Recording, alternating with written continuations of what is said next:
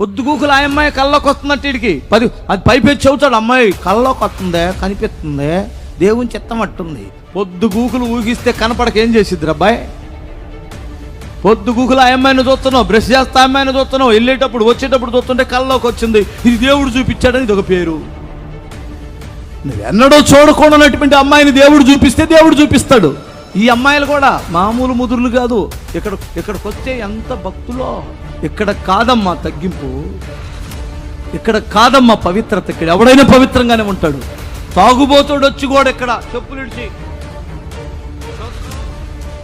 అంటాడు, వ్యభిచారి ఇక్కడికి వచ్చి కూర్చోపో, ఏము సన్నిధిలో ఉన్నామ్మా నువ్వు అని చెప్పిద్దమ్మా.